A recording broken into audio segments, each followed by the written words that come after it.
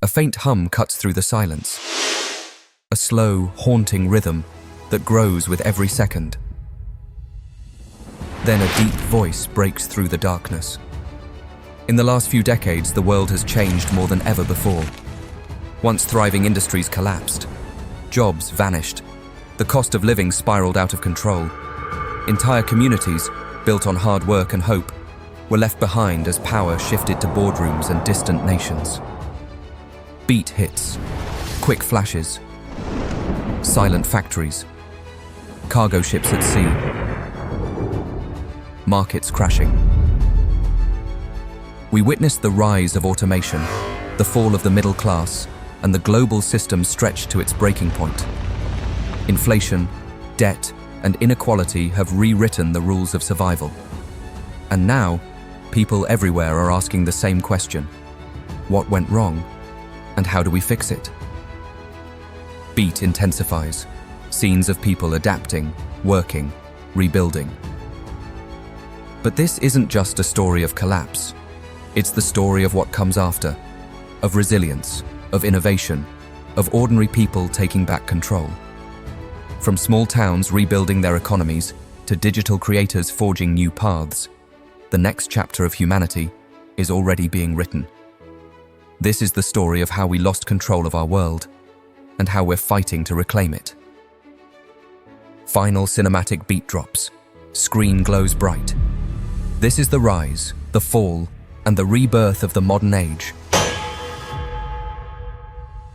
You must now be extremely careful about your financial situation, because the world is entering a storm many still refuse to see. Economists have a word for it: stagflation.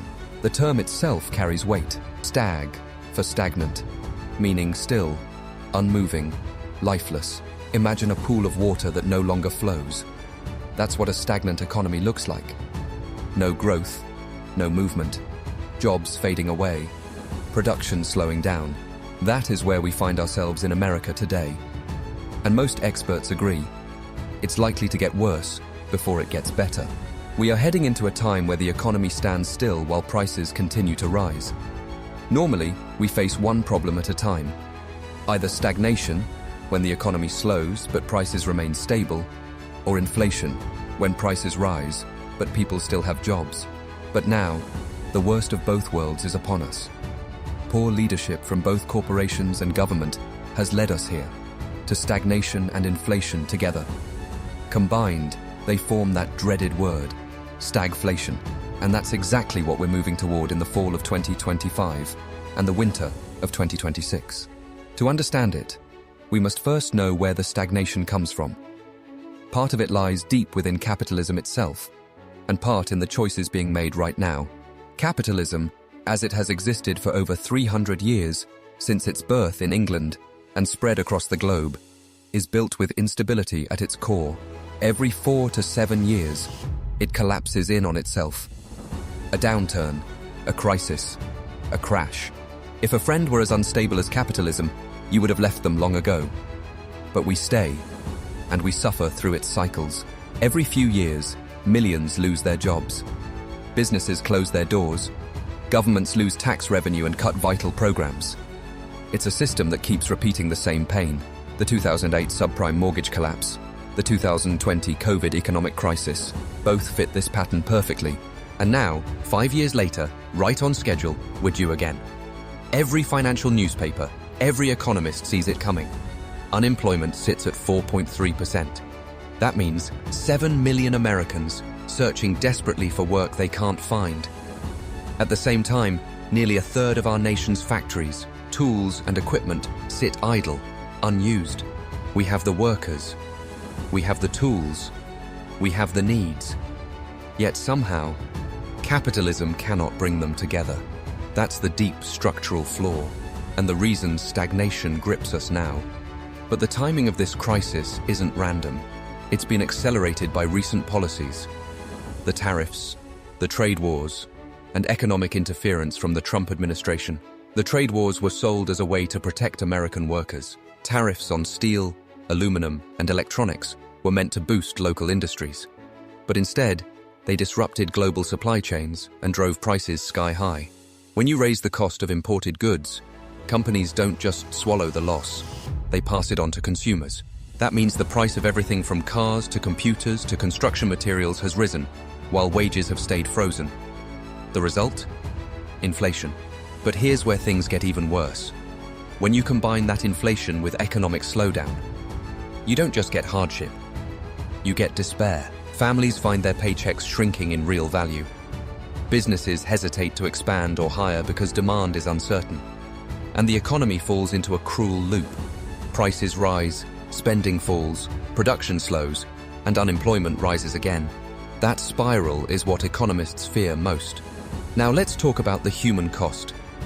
Across America, middle-class families are watching their savings vanish. A trip to the grocery store costs 20% more than last year. Rent has doubled in some cities since 2020. College graduates, once hopeful, are now buried in debt with no stable jobs in sight. So, for many, the so-called American dream has turned into an American illusion. Meanwhile, corporations are reporting record profits. Oil companies, tech giants, and financial institutions continue to rake in billions. CEOs receive bonuses larger than what an entire small town earns in a year. The stock market remains inflated, not because of genuine growth, but because of corporate stock buybacks and speculative trading. In short, the rich get richer, even as the economy burns around them. This isn't a natural disaster. It's a man-made one. Years of deregulation, tax breaks for the wealthy, and unchecked corporate greed have created a system that rewards the few while punishing the many. And when the system breaks, it's always the working class who pay the price. The Federal Reserve, in an attempt to fight inflation, raises interest rates. But that only makes things worse for ordinary Americans. Higher interest rates mean more expensive loans, pricier mortgages, and collapsing small businesses. The very tools meant to fix the crisis often end up deepening it. The more they try to cool inflation, the more they strangle growth. This is the cycle of stagnation, a pattern that repeats itself every generation. The names change, the leaders come and go, but the story remains the same. The economy grows on cheap labor and consumer debt until the bubble bursts. Then the people who caused the problem are bailed out, while everyone else is told to tighten their belts.